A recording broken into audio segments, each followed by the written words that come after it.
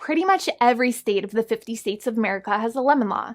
Unfortunately, sometimes automobile manufacturers don't focus on the safety of the vehicle and instead focus on the safety of their own cash pocketbooks and net profits. For that reason, if your car is a defective lemon, you should really know about your legal rights. So in the following, I am going to tell you all about what you can get or win when you win a lemon law case.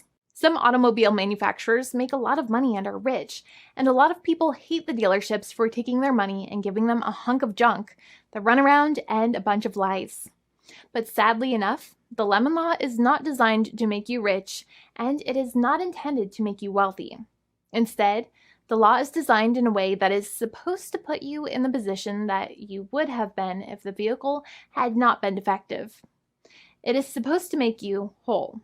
Even if you spent $60,000 or $70,000 on the car to fix up the car and spice it up, you still might not get that money back.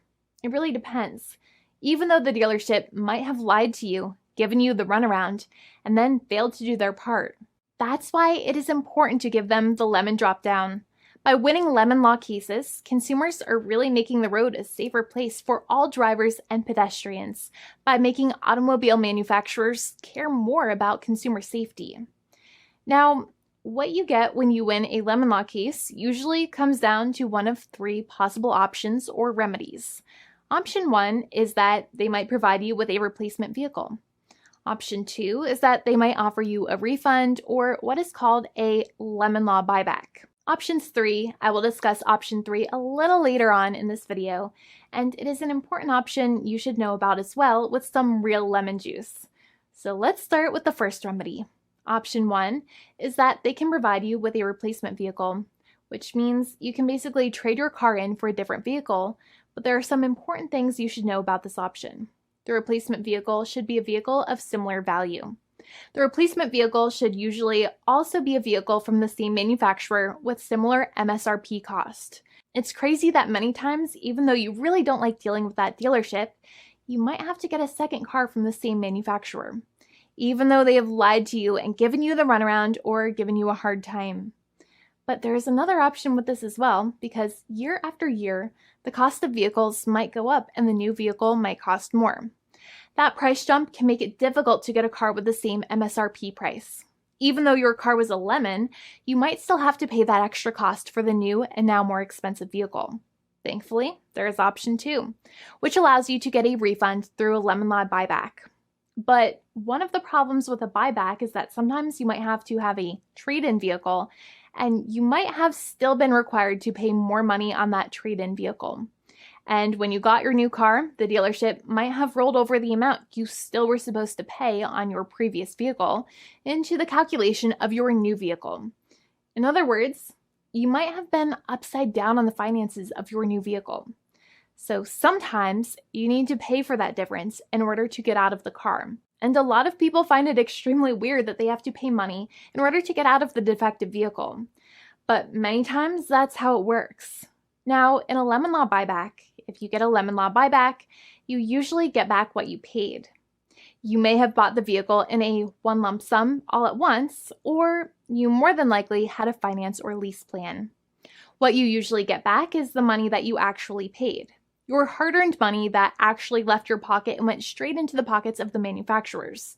So think about it for a second and try to calculate about how much you paid.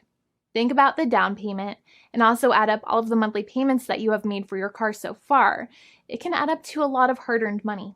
In some cases, it can add up to $30,000 or more, but every case is different. Even though they accept that their vehicle is a lemon, many times the manufacturers still try to pinch pennies and also nickel and dime their customers.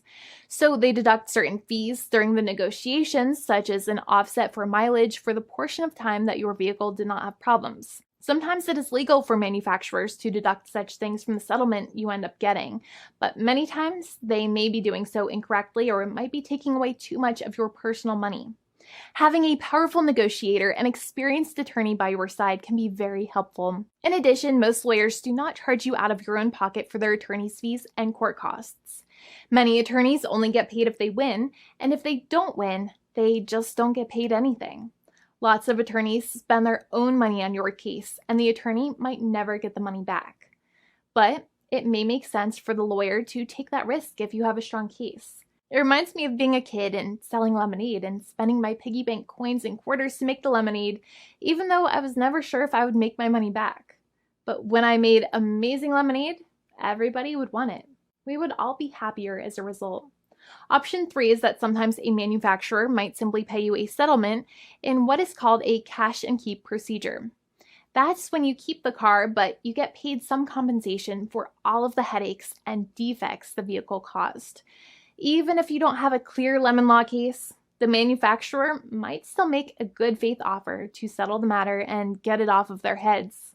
In many situations, even though the settlement might be less than a full buyback of the vehicle, it might make sense for you to accept that offer depending on your goals. In addition, it's usually required that the problems happened while your car was under warranty or extended warranty. Even if you no longer have warranty, but your problems happened while your vehicle was under warranty, you might still have a case.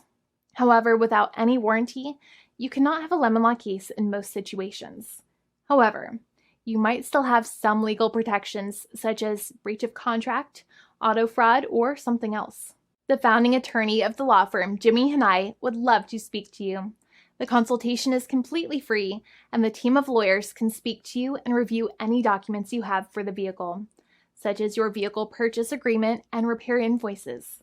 Call now for a completely complimentary and fully free consultation with an experienced lawyer. It's free to call 1-800-400-5050 day or night, 7 days a week, or visit us at www.californialaw.com. Lawyers are waiting to speak to you and encourage you to call. This video is not legal advice. I am not an attorney. I'm a paid spokesperson. Attorney Jimmy Hanai is a lawyer in the state of California and handles California lemon law cases. There are no guarantees. This legal advertisement is by lawyer Jimmy Hanai of CaliforniaLaw.com.